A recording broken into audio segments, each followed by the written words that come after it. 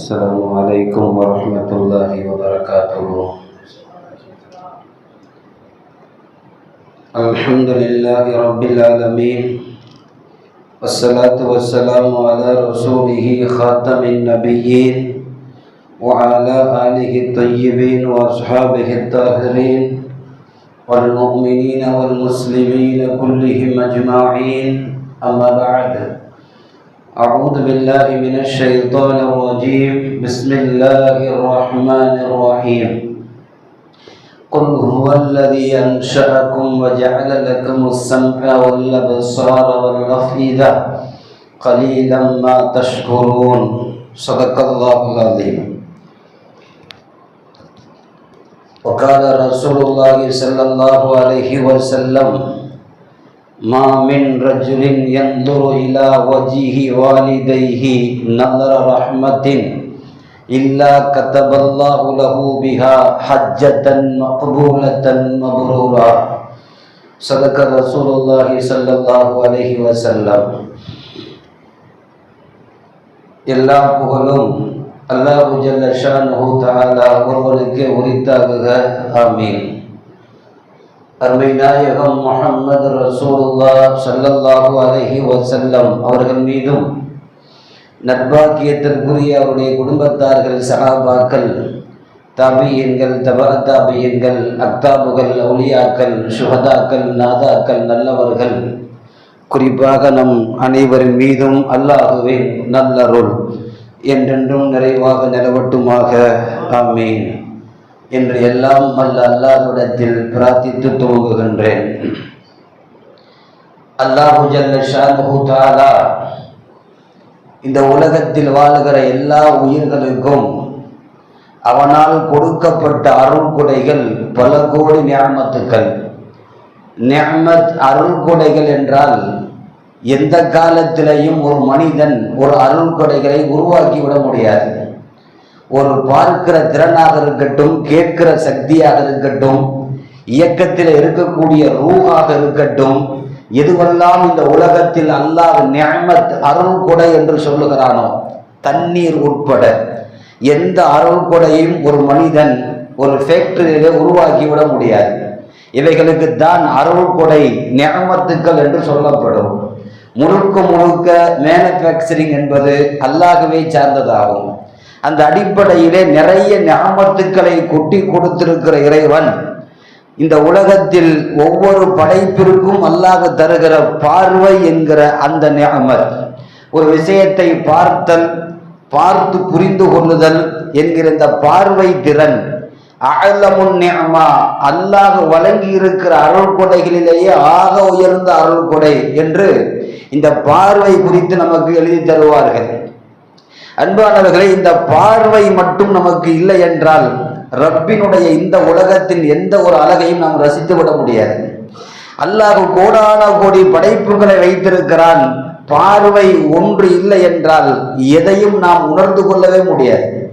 நான் பெரியவன், பணக்காரன், அப்படிப்பட்டவன் என்றெல்லாம் பெருமை பாராட்டுகிற நாம் கொஞ்சம் ஒரே ஒரு 5 நிமிடம் கண்ணை நீங்கள் மூடிக்கொண்டு நடந்து பாருங்கள், எத்தனை இடத்திலே நாம் தட்டி விழுவோம் என்று நமக்கு தெரியாது.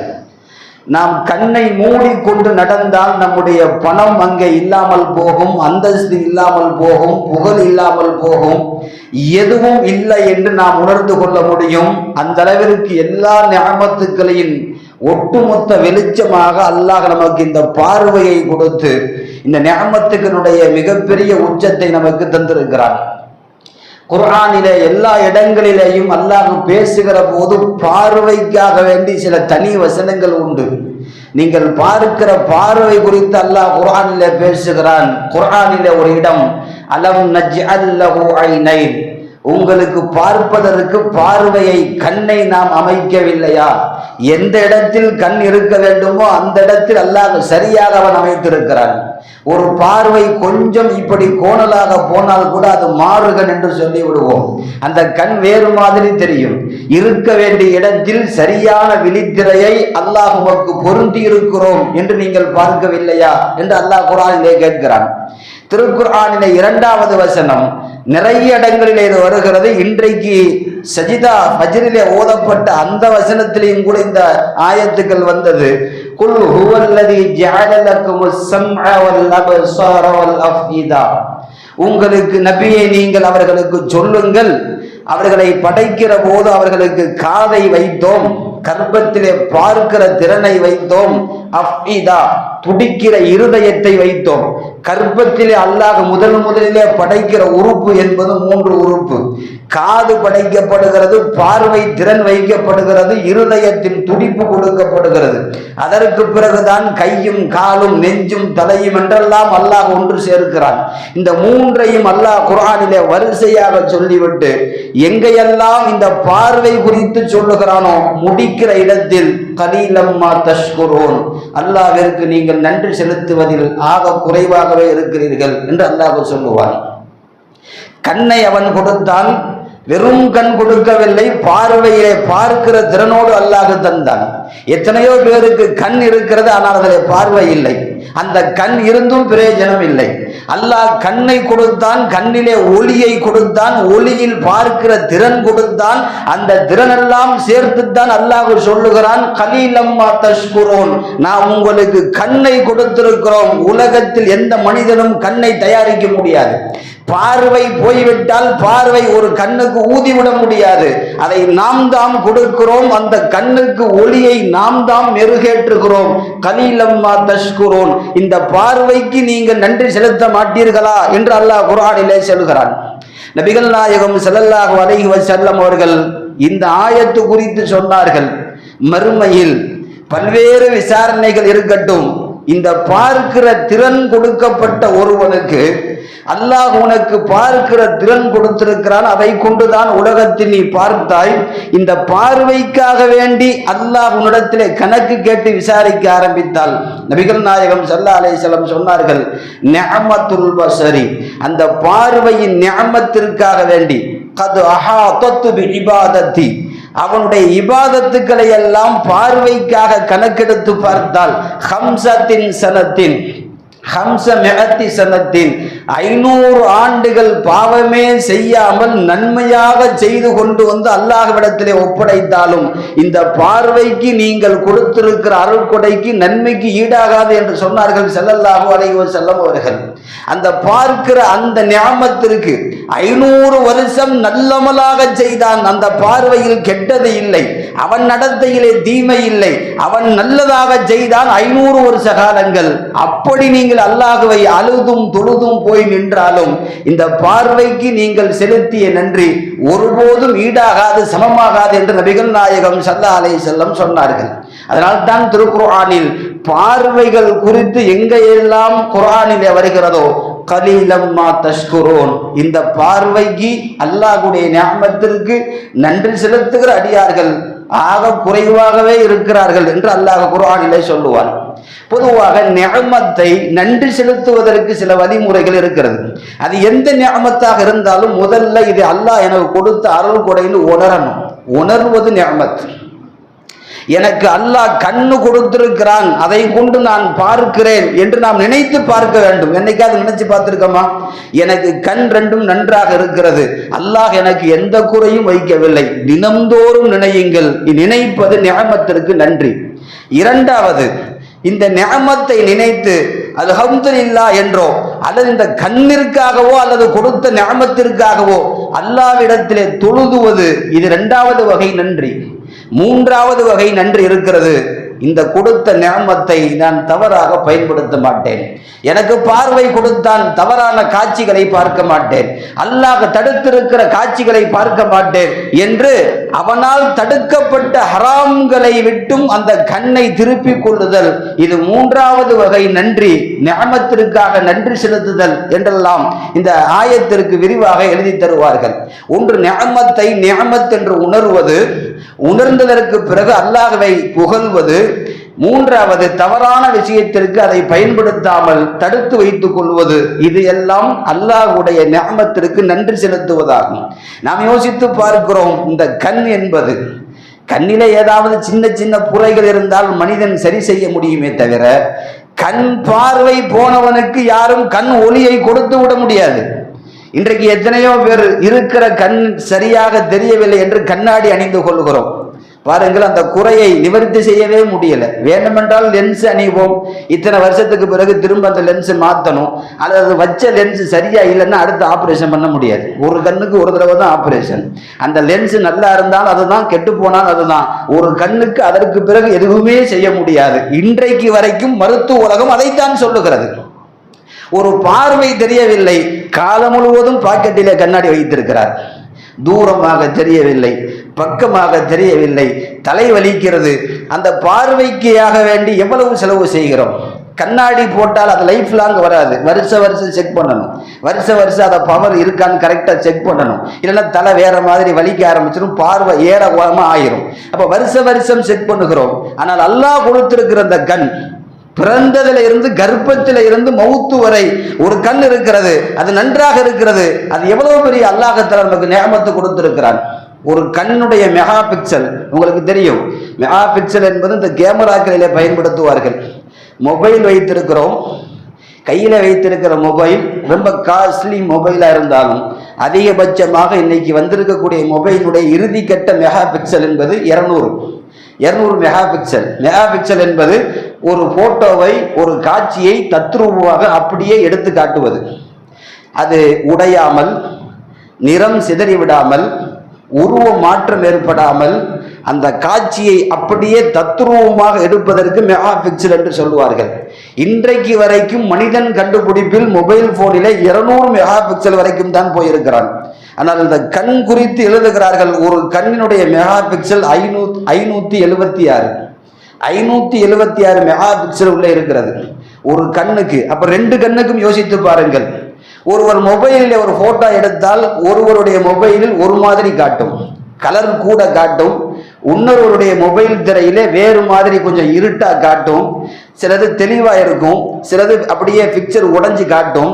எல்லோருடைய மொபைல் போனுடைய காசுக்கு தகுந்தவாறு அந்த போட்டோவை உங்களுக்கு ஏற்றியோ இறக்கியோ காட்டும். ஆனால் அல்லாஹ் கொடுத்திருக்கிற கண் எல்லோருக்கும் 576 மெகா பிக்சல். எல்லோரும் ஒரு பொருளை பார்த்தால் அந்த பொருளை அப்படியே தான் காட்டும்.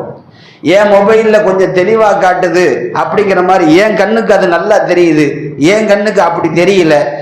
இந்த கலர் அப்படித்தான் தெரியுது, இந்த கலர் எனக்கு இப்படி தெரியல, யாரும் சொல்ல முடியாது. கண்ணிலே குறைபாடுகள் இருந்தால் அப்படி சொல்லலாமே தவிர, நன்றாக அல்லாஹ் கொடுத்த கண் எப்போதும் காட்சிகளை மாற்றி காட்டாது. ஒரு காட்சியை அல்லாஹ் எல்லா மனிதர்களுக்கும் அந்த பார்வைக்கும் அப்படித்தான் வைத்திருக்கிறான். பார்வை என்பது அல்லாஹ் நமக்கு கொடுத்திருக்கிற அப்படிப்பட்ட ஒரு பிரதிபலிப்பு. 576 மெகா பிக்சல் ஒரு கண்ணிலே செட் பண்ணி எங்கிருந்து பார்த்தாலும் அந்த காட்சிகளை அப்படியே நமக்கு தத்ரூபமாக காட்டக்கூடிய அளவிற்கு தருகிறான் என்று சொன்னால், மனித சமுதாயம் இந்த நிஅமத்துக்களை ஒருபோதும் அதை மறு உற்பத்தி செய்துவிடவே முடியாது. அதனால்தான் நன்றி செலுத்துங்கள் என்று அல்லாஹ் சொல்லுகிறான்.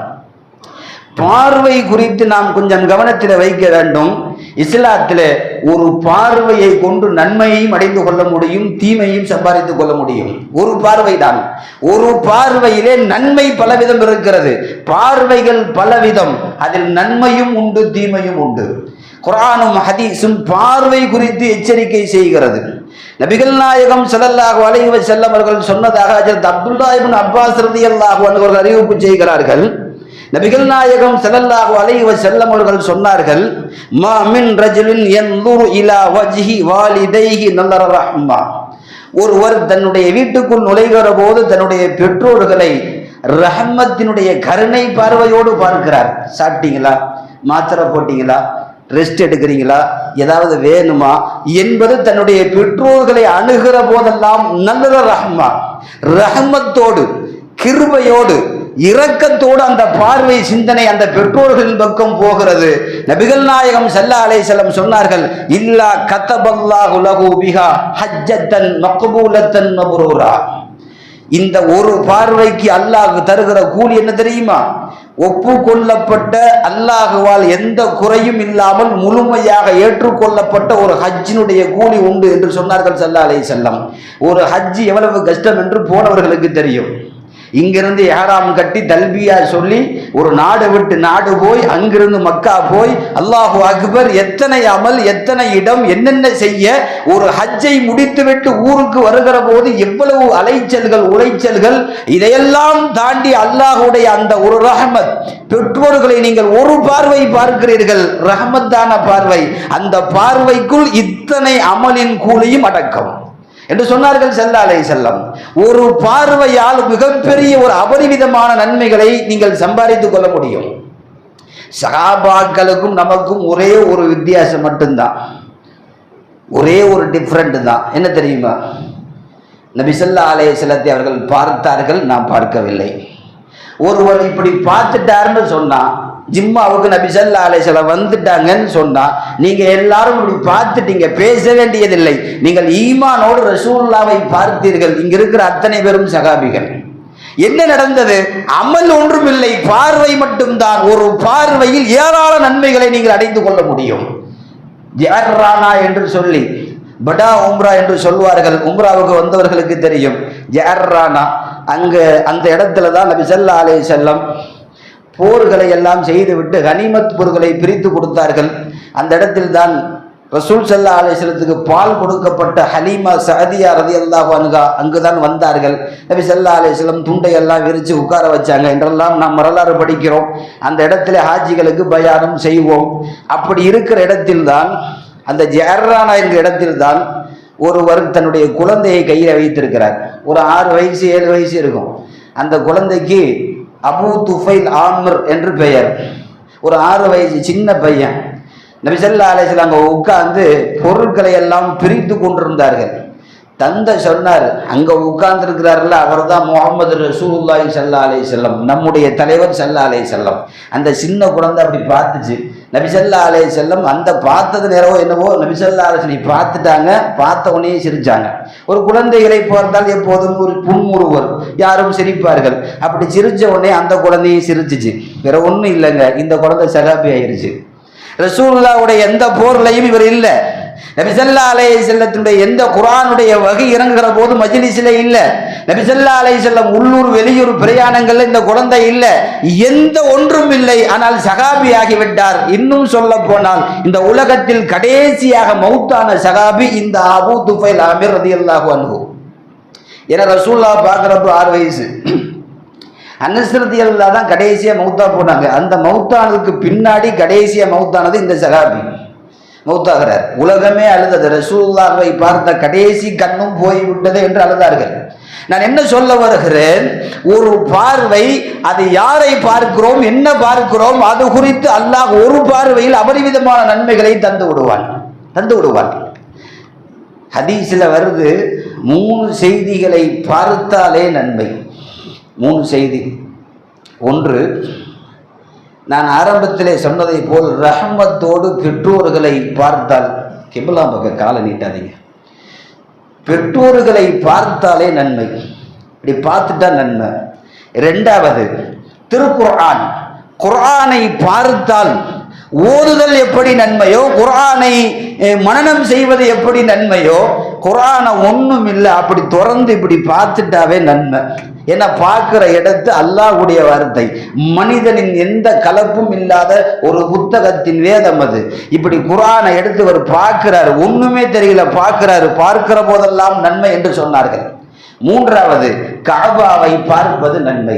எப்படி தவாபு செய்வது நன்மையோ, தொழுவது நன்மையோ, அங்கு உம்ரா செய்வது நன்மையோ, ஒன்றுமல்ல, கஅபாவை இப்படி வெறுமனே உட்கார்ந்து பார்த்து கொண்டிருப்பதெல்லாம் நன்மை. காரணம், பார்வைக்கும் கூட உங்களுக்கு நன்மை உண்டு. ஆனால் அதை எதை பார்க்கிறோம், என்ன பார்க்கிறோம் என்பது குறித்து அங்கே ரொம்ப முக்கியமானது. நபிகள் நாயகம் ஸல்லல்லாஹு அலைஹி வஸல்லம், பார்வை அல்லாஹ் கொடுத்திருக்கிற நிஅமத், அதை நீங்கள் சரியாக பயன்படுத்துங்கள் என்று சொன்னார்கள் ஸல்லல்லாஹு அலைஹி வஸல்லம். அதனால தான் இபாதத்து விஷயத்துல பார்வைக்கு ஒரு முக்கியத்துவம் இருக்கு. தொழுகையில் வந்து நின்று விட்டால், நீங்கள் தொழுகையிலே தக்பீர் கட்டிவிட்டால், நீங்கள் தொழுகையில் முழுக்க நீங்கள் சஜிதா செய்கிற இடத்தை மட்டும் பாருங்கள், பார்வைகளை நீங்கள் அலைய விட வேண்டாம். தக்பீர் கட்டி சலாம் கொடுக்கிற வரைக்கும் அந்த டிஜிட்டல் மணியவே பார்த்துட்டு இருப்பார். 1:26 இன்னும் முடியல, நேற்று 1:24 சலாம் கொடுத்தாரு, இப்போ 2 நிமிஷம் கூடிருச்சு. நம்ம 2 நிமிஷத்தில் நம்ம வேற பெரிய பிஸ்னஸில் அவர் ஈடுபட்டு பெரிய அளவில் பொருள் செலவெல்லாம் இவராக நினச்சிக்கிறது 2 நிமிஷம் 3 நிமிஷம்ட்டு.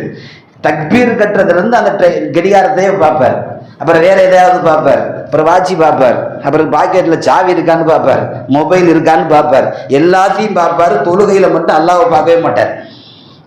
நபி ஸல்லல்லாஹு அலைஹி வஸல்லம் உங்களுடைய இபாதத்திற்கும் பார்வைக்கும் சம்பந்தம் உண்டு.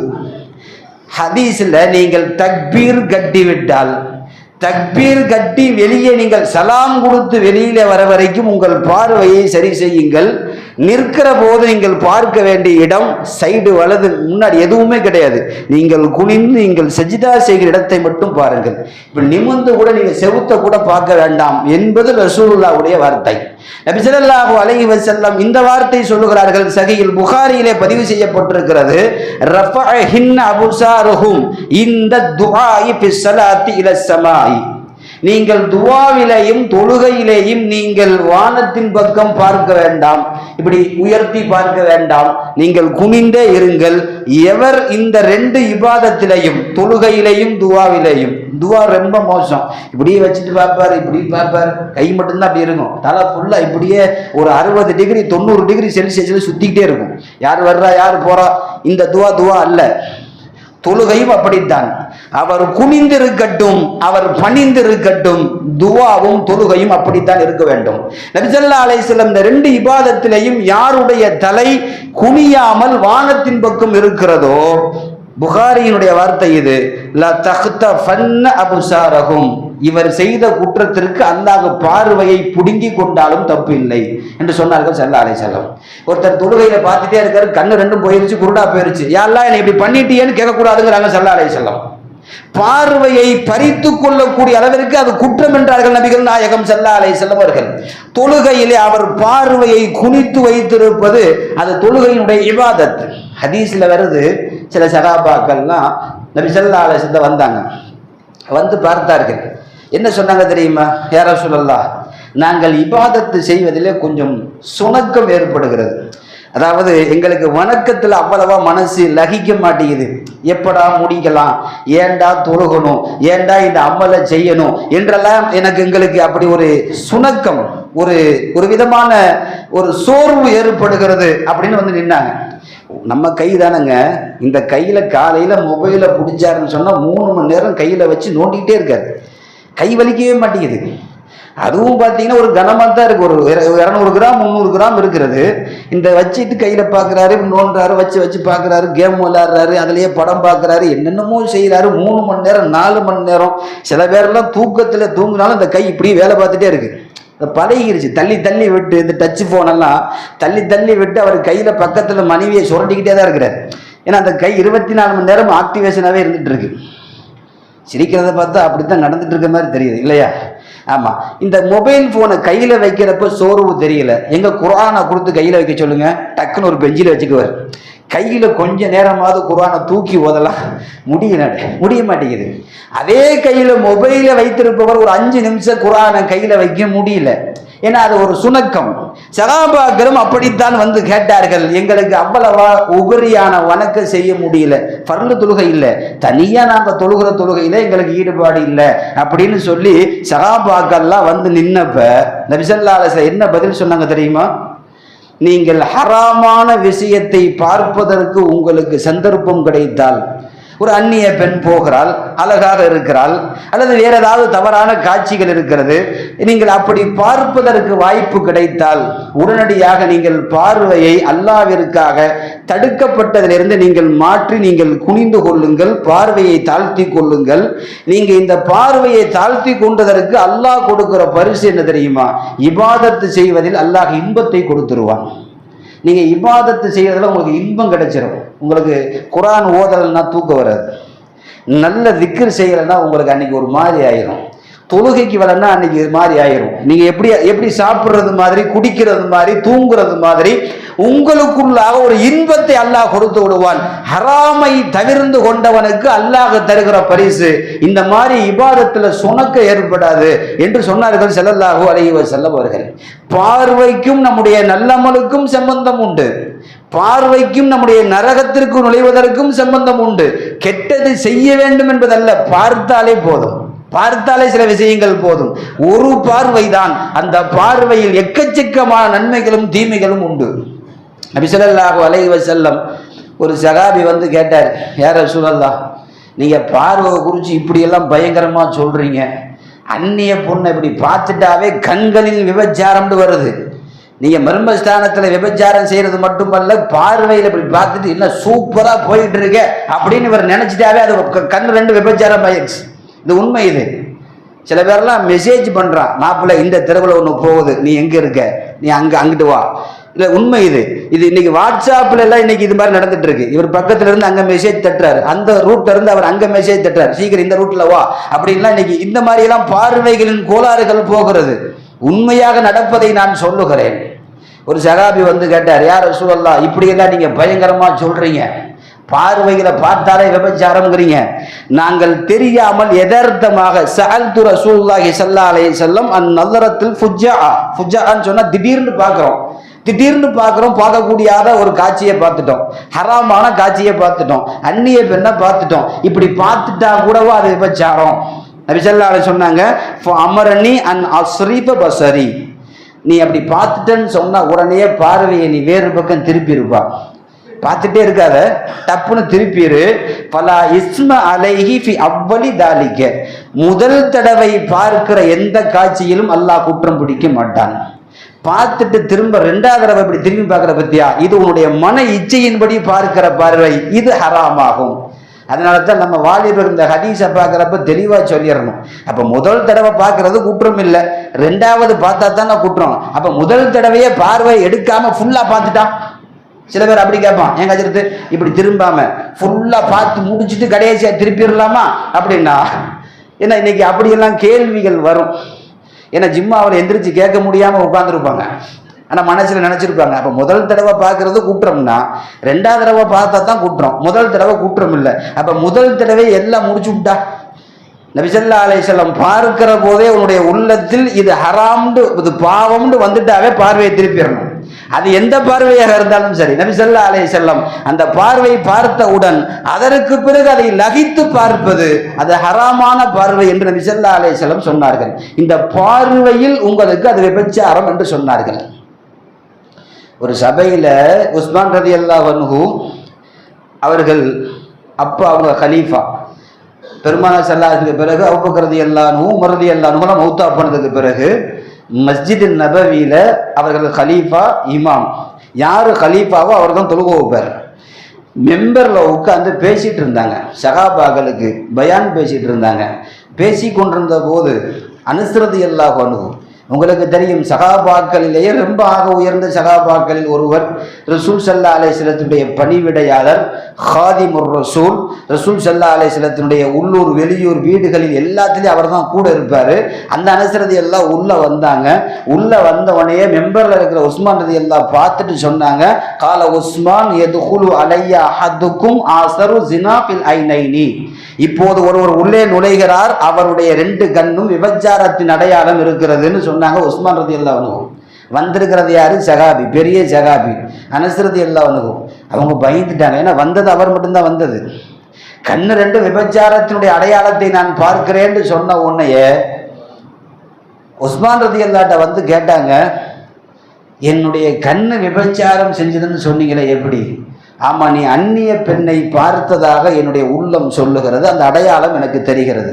அனஸ் ரலியல்லாஹு சொன்னாங்க, ஆமா, நான் வந்துட்டு இருக்கிறப்ப இடையில ஒரு சகாபி பெண்மணியை நான் பார்த்துட்டேன், அவங்க அழகா இருந்தாங்க.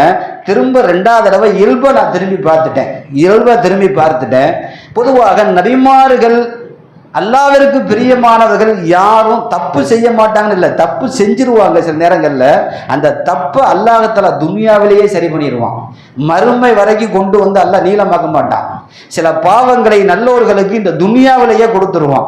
அவர் பார்த்துட்டு ரெண்டாவது தடவை பார்த்துட்டு திரும்புகிற போது பக்கத்தில் மரத்தில் போய் முட்டிட்டாங்க அனஸ் ரலியல்லாஹு அன்ஹு, தலையில் அப்படி காயம், ரத்தம் வருது. அந்த பார்வைக்கு அல்லாஹ் உலகத்திலேயே தண்டனை கொடுத்து விட்டான். அப்போ உஸ்மான் ரலியல்லாஹு அனஸ் ரலியல்லாஹு சொன்னாங்க, ஆமாம் நான் அந்நிய பெண்ணை ஒரு தடவை பார்த்துட்டு ரெண்டாவது தடவை கொஞ்சம் யதார்த்தமாக பார்த்துட்டுன்னு சொல்லி இது எப்படி உங்களுக்கு தெரியும்?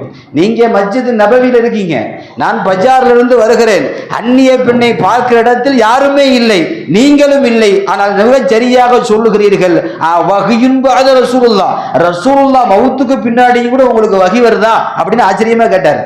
அப்பதான் உஸ்மான் ரலியல்லாஹு சொன்னாங்க, இது வஹி அல்ல, ஃபராஷத்துன் என்று சொல்லுகிற நல்லடியார்களுக்கு அல்லாஹ் உள்ளத்திலே போடுகிற அகப்பார்வை, இல்ஹாமியத் என்று சொல்லுவார்கள். இது இப்படி நடக்குமோ அப்படின்னு அவங்க நினைச்சா அது நடந்துடும். சில நேரம் அந்த உள்ள உதிப்பு நம்ம கூட சில நேரங்கள்ல நினைப்போம், அது நடந்திருக்கும், அது என்னைக்காவது நடக்கும். ஆனா நல்லடியார்களுக்கு நினைக்கிறப்பதான் நடக்கும். இது உள்ள உதிப்பு என்று சொல்லுவார்கள். உஸ்மான் ரலியல்லாஹு சொன்னாங்க, அல்லாஹ் என் உள்ளத்துல அப்படி கேட்க வச்சா, நான் கேட்டேன், அது கரெக்டா இருந்துச்சுன்னு சொன்னாங்க. நாம் யோசிக்க வேண்டும், ஒரு அந்நிய பெண்ணை பார்த்து விட்டாலே அது கண்களின் மோசடி, விபச்சாரம் என்று சொன்னால் நாம் எந்த அளவிற்கு கண் குறித்திருக்கிற விஷயங்களை நாம் கவனத்தில் வைக்க வேண்டும். நபி ஸல்லல்லாஹு அலைஹி வஸல்லம் கண்ணை பேணி கொண்டவர்களுக்கு ஹதீஸில் வருது, 6 விஷயத்திற்கு யார் பொறுப்பேற்றுக் கொள்வார்களோ, 6 விஷயத்திற்கு தகப்பலு இலா சித்தன், 6 விஷயத்திற்கு நான் செய்ய மாட்டேன் என்று யார் எனக்கு வாக்கு தருகிறார்களோ, அக்பலு லகுமுல் ஜன்னா அதுகப்பில லகுமுல் ஜன்னா, அவர்களுக்கு சொர்க்கத்தை கொண்டு நான் பொறுப்பேற்றுக் கொள்கிறேன். அதில் நீங்கள் விபச்சாரம் செய்ய வேண்டாம், பொய் சத்தியம் செய்ய வேண்டாம், வாக்குறுதி கொடுத்து மீற வேண்டாம், நீங்கள் சொல்லக்கூடிய விஷயங்களிலே நீங்கள் இட்டுக்கட்டி பேச வேண்டாம் என்றெல்லாம் சொல்லி கொண்டு வருகிற போது, குல்லு அபுசாருக்கும், உங்கள் பார்வையை தாழ்த்தி வைத்துக் கொள்வேன், கெட்டது பார்க்க மாட்டேன் என்று பார்வை குறித்து யார் எனக்கு ஒப்புதல் தருகிறார்களோ அவர்களுக்கு சொர்க்கத்திற்கு நான் பொறுப்பு என்று சொன்னார்கள் ஸல்லல்லாஹு அலைஹி வஸல்லம் அவர்கள். ஒரு மர்மஸ்தானத்தை பாதுகாப்பதை போல, நாக்கை பாதுகாப்பதை போல பார்வையை பாதுகாப்பவன் சொர்க்கவாதி என்பது பெருமானார் ஸல்லல்லாஹு அலைஹி வஸல்லத்துடைய வாக்குறுதியாகும். அதனால்தான் நீங்கள் பார்வையை தாழ்த்தி கொள்ளுங்கள். பார்வையை தாழ்த்துவது அல்லாஹ்வுக்கு ரொம்ப பிடிக்கும். நான் போன வாரம் கூட உங்களுக்கு ஒரு விஷயம் சொன்னேன். இப்லீஸ் ஷைத்தான் சொர்க்கத்தை விட்டு வெளியே போகிற போது சவால் விட்டான், மனித உருவங்களை எல்லாம் நான் மாற்ற வைப்பேன், அவர்கள் பச்சை குத்தி கொள்வார்கள், முடிகளை வெட்டி கொள்வார்கள், பற்களை செதுக்கி கொள்வார்கள், ஒட்டுமுடி வைத்துக் கொள்வார்கள் என்றெல்லாம் அவன் சபதம் விட்டான் என்றெல்லாம் குர்ஆனில் வருகிறது அல்லவா? அதே குர்ஆனிலே இந்த சபதமும் வருகிறது. சொர்க்கத்தை விட்டு வெளியிலே போ என்று சொன்ன போது ஷைத்தான் அல்லாஹ்வை பார்த்து சொன்னான், சும்மல ஆத்தி என்னகும், அவர்களை நான் கெடுப்பேன். எப்படி கெடுப்பேன் தெரியுமா? மின் பைனி ஐதீஹிம் வ மின் கல்பிஹிம் அன் ஐமானிஹிம் அன் ஷமாயிலிஹிம். அவன் சொன்னான், முன்னாடி பின்னாடி வலது இடது பார்க்கக்கூடாத காட்சிகளை எல்லாம் கொண்டு வந்து சொருகுவேன். எதுவெல்லாம் நீ தடுத்திருக்கிறாயோ அதையெல்லாம் பார்க்க வைப்பேன். அனைத்து காட்சிகளையும் பார்க்க வைப்பேன். அவர்கள் பார்ப்பார்கள். வல தஜிது அக்ஸரஹும் ஷாக்கிரீன், ஒருவனையும் நீ நன்றி செலுத்துகிற அடியானாக நீ பெற்றுக்கொள்ளவே முடியாது. பார்வையை பார்க்க வைத்து நரகத்திற்கு இழுத்து செல்வேன். இதுல அல்லாஹ் நமக்கு பெரிய ரஹமத்து செஞ்சிட்டான். முன்னாடி பின்னாடி வலது இடதுன்னு சொன்னவன் 2 விஷயத்தை மறந்துட்டான். மேலையும் கீழையும் சொல்லல. குர்ஆன்ல அல்லாஹ் சொல்றான் 4 திசை இருக்குல்ல, மொத்தம் 6 இருக்கு, மேல கீழே. இதை அவன் சொல்லவே இல்லை. முன்னாடியும் கெடுப்பேன், பின்னாடியும் கெடுப்பேன், வலது பக்கம் கெடுப்பேன், இடது பக்கம் கெடுப்பேன்னு சொல்லிட்டு அல்லாஹ் இந்த மேலையும் கீழையும் சொல்லலை. சொல்லியிருந்தான்னா எவனும் சொர்க்கத்துக்குள்ள போக முடியாது. அல்லாஹ்ல இந்த 2 மட்டும் அவனுக்கு விடாம மறைச்சிட்டான். என்ன தெரியுமா? ஒருத்தர் மேலே பார்த்தே நடக்கிறாரு, தப்பு இல்லை, அவர் ஈமானுக்கு பாதுகாப்பு. ஆனா அவருக்கு பாதுகாப்பு இல்லை. எங்கேயாவது மோதிட்டாருன்னா ஆஸ்பத்திரியில தான் அவரை போய் நம்ம பார்க்கணும். இல்லையா மேலே பார்த்துக்கிட்டே போனாருன்னா என்ன, எங்கேயாவது போய் இவர் மோதுவார். அதனால மேலே பார்க்கறது ஈமானுக்கு பாதுகாப்பு, ஆனா இவருக்கு பாதுகாப்பு இல்லை. அடுத்து என்ன? கீழே பார்க்கறது. எகுந்து அபுசாரகம். குர்ஆன் அல்லாஹ் சொல்றான், உன் பார்வையை கீழே தாழ்த்திக்கோ. கீழே தாழ்த்தினவன் ஷைத்தானுடைய பிடியிலிருந்து நகர்ந்து விட்டான். அவன் கெடுக்க முடியாது. அவன் சொல்லவும் இல்லை. அவன் முன்னாடி பின்னாடி என்று பேசினானே தவிர, வலதும் இடதும் என்று சவால் விட்டானே தவிர, கீழே பார்ப்பவனை எல்லாம் கெடுப்பேன் என்று அவன் சொல்லவில்லை. அல்லாஹ் சொல்வதற்கு இடம் தரவில்லை. அதனால்தான் நீங்கள் பார்வையை தாழ்த்தி கொண்டவர்கள் அல்லாஹ்விற்கு ரொம்ப பிடிக்கும். அல்லாஹ்வுக்கு ரொம்ப பிடிக்கும். ஒரு பிடிக்காத காட்சியா தாழ்த்தி கொள்ளுங்கள். தெருவிலே நடக்கிறீர்களா தாழ்த்தி கொள்ளுங்கள்.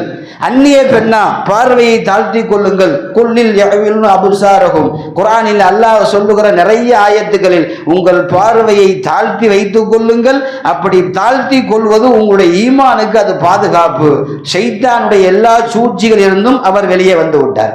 இந்த கண் இருக்கு, அல்லாஹு அக்பர், பெரிய பெரிய வேலையை செஞ்சிடும். ஒரு மனுஷனை கெடுக்கிறது ரெண்டு தான். ஒன்று நப்சு, உள்ள இருக்கக்கூடிய நப்சு சொல்லுதில்ல, அதை செய் இதை செய், அது உள்ள நம்மள்கிட்ட பேசும்.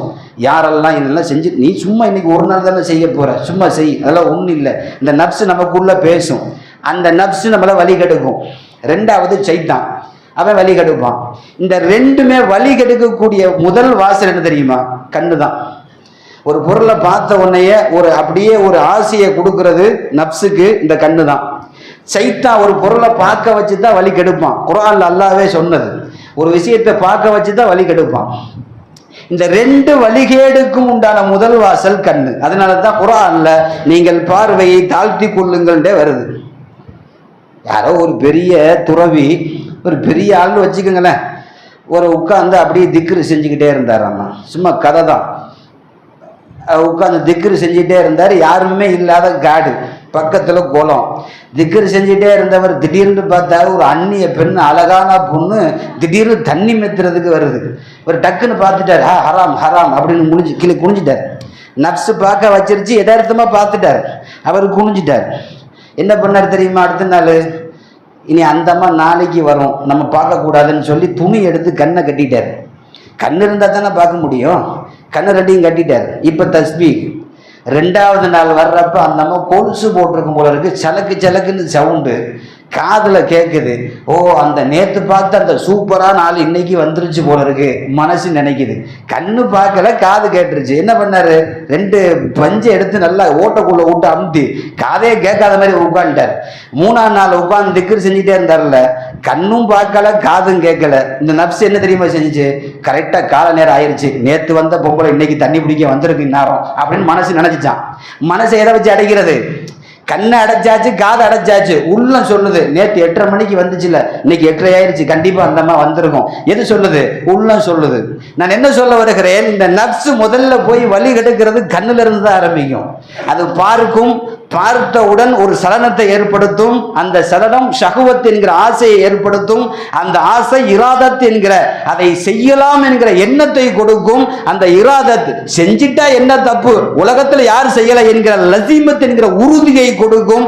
அந்த உறுதி ஃபஅலியத் என்கிற பாவத்தை செய்ய வச்சிடும். அதனால தான் பார்வை, அது முதல் பார்வையிலேயே தவிர்ந்து கொள்ளுங்கள். பார்த்துட்டா அது திரும்ப அது எல்லா தப்பையும் கேட்கும். உங்களுக்கெல்லாம் தெரியும் இல்லை, பார்க்கணும்னு சொல்லி ஆசைப்படுறதுக்கு உண்டான எல்லா வாசலையும் அல்லாஹ் அடைக்கிறான். அதனால தான் அந்நிய பெண்ணை பார்க்காத, அந்நிய பெண்ணை பேசாத, அந்நிய பெண்ணை ஷஹ்வத்தா பார்க்காத, எல்லாம் ஜினாவிலே கொண்டு போய் முடிந்து விடும். அதனால தான் முதல்ல பார்வை நீங்கள் தாழ்த்தி வையுங்கள் என்பது குர்ஆன் ஹதீஸில் நமக்கு சொல்லப்பட்டிருக்கிற வார்த்தை. ஒரே ஒரு செய்தி உங்களுக்கு நான் சொல்லி முடிப்பேன். இன்னைக்கு தவறான பார்வைகள். நம்ம பார்வையில் ஒரு பார்வை போதும் நரகத்துக்கு போறதுக்கு. என்னங்க இப்படி சொல்றீங்க? இது உண்மைதான். நல்லதை பார்த்தால் நன்மை கிடைக்கும் என்றால், கெட்டதை பார்த்தால் கெட்டதும் கிடைக்கும். இது உண்மை. இது நபி ஸல்லல்லாஹு அலைஹி வஸல்லம் ஒரு மனிதனுடைய விசாரணையில எல்லாம் கொண்டு வந்து அல்லாஹ் வச்சிருவான்னு வருது சொல்றாங்க. ஆமாலும் நாம எல்லாத்தையும் கொண்டு வந்து மலக்குகள் வச்சிருவாங்கண்டு. நம்ம இதை கொஞ்சம் இன்னைக்கு இருக்கிற ஸ்டெண்டிங்கில் கொஞ்சம் யோசிச்சு பார்க்கலாமே. மலக்குமார்கள் எழுதுறாங்க, கொண்டு வர்றாங்க, அது வேற விஷயம். இன்னைக்கு இருக்கக்கூடிய காலத்துல பார்க்குற இடமெல்லாம் ஆபாசம். இன்றைக்கு திரும்புகிற இடமெல்லாம் ஆபாசம். கையில் வச்சிருக்கக்கூடிய மொபைல், ஒரு இன்ஸ்ட்ருமெண்ட் ஒன்று போதும், இந்த மொபைல் கருவி ஒன்று போதும். நான் என்ன சொல்ல வரேன்னா, நாளைக்கு மறுமையில் இவருடைய அமல் நாமாவெல்லாம் தேவையில்லை. இவர் யூஸ் பண்ணார்ல மொபைல் போன், ஸ்மார்ட் போன் கொண்டு வந்து மேலே அல்லாஹ் முன்னாடி வச்சுட்டா போதும். இது இந்த இப்ராஹிம், இவர் இஸ்மாயில், இந்த ஃபோனு அல்லாஹ் பிச்சை, இப்படி எல்லாம் கொண்டு வந்து வச்சுட்டா போதும். அந்த மொபைல் அவர் சொர்க்கவாதியா நரகத்துக்கு போவாரான்னு அந்த ஒரு கருவி முடிவு பண்ணிடும். இவர் என்னென்ன பார்த்தார், என்னென்ன வெப்சைட்டுகளை போய் தொலாவி இருக்கிறார், என்னென்ன டவுன்லோடு பண்ணி வச்சிருக்கிறார், என்னென்ன பார்த்தார், என்னென்ன ஜிபியில் இருக்கு எல்லாம் அந்த ஒரு மொபைல் போன்லவே அவருக்கு சொர்க்கவாதியா நரகவாதியான்னு ஒரு விஷயம் போதும். ஒரு பார்க்கக்கூடிய ஒரு தளம் அந்த வெப்சைட் நமக்கு அது போதுமானதாக இருக்கும். ஏன்னா இன்னைக்கெல்லாம் அல்லாஹ் அக்பர் எல்லா வாலிபர்கள் கையிலும் மொபைல் போன். நீங்க என்ன குர்ஆன் ஹதீஸை படிச்சுட்டு தான் நினைச்சிட்டீங்களா? எல்லாருமே கையில மொபைலை வச்சுட்டு எல்லாம் குர்ஆன் ஓதுறாங்க, ஹதீஸ் ஓதிட்டு இருக்கிறாங்க. முக்கியமான மார்க்க சட்டங்கள் படி உள்ள போய் பார்த்தா பக்கத்துல நிக்க முடியாத அளவுக்கு ஆபாசம். அல்லாஹ் அக்பர், அல்லாஹ் பாதுகாக்க வேண்டும். 24 hours இன்னைக்கெல்லாம் பாக்கெட்ல சார்ஜர் வச்சுக்கிட்டே சுத்துறான்.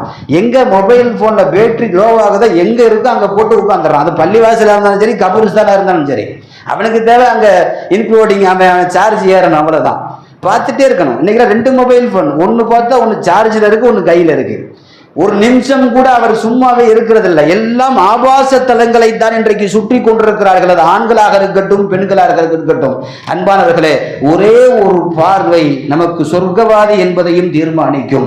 ஒரு பார்வை அது ஹஜ்ஜு போன்ற பெரிய பெரிய அமல்களுக்கு நிகரான நன்மையையும் கொடுக்கும். ஒரே ஒரு தீமையான பார்வை, விபச்சாரம் செய்யாமல் கண்கள் விபச்சார குற்றத்தையும் இந்த கண்களால் பெற்றுக்கொள்ள முடியும் என்பதை நபிகள் நாயகம் ஸல்லல்லாஹு அலைஹி வஸல்லம் அவர்கள் நமக்கு சொல்லி கொடுத்திருக்கிறார்கள். எந்தெந்த காட்சிகளை பார்க்க வேண்டுமோ அதை மட்டும் பார்த்தால் கண்களுக்கு உண்டான நிஅமத்தை அல்லாஹ் இன்னமும் அதிகப்படுத்தி கொடுப்பான்.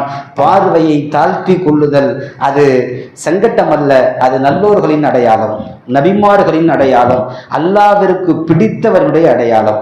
பார்வையை தாழ்த்தி நடப்பது, வெக்க உணர்வோடு இருப்பது, தேவையில்லாத விஷயங்களை தவிர்த்து கொள்வது, இந்த மூன்றும் இருந்தால் அவர் சொர்க்கவாதி என்பதை நபிகள் நாயகம் ஸல்லல்லாஹு அலைஹி வஸல்லம் சொன்னார்கள். அப்படிப்பட்ட பார்வைகளில் கண்ணியமானவர்களாய், பார்க்கிற கோணங்களில் நல்லதை பார்ப்பவர்களாய் அல்லாஹ் எல்லோரையும் ஆக்கி வைப்பானாக. கொடுத்த நிஅமத்திற்கு நன்றி செலுத்துகிற அடியார்களாய் அல்லாஹ் எல்லோரையும் ஆக்குவானாக. ஆமீன். வாஹிரு தஅவானா அல்ஹம்துலில்லாஹி ரப்பில் ஆலமீன்.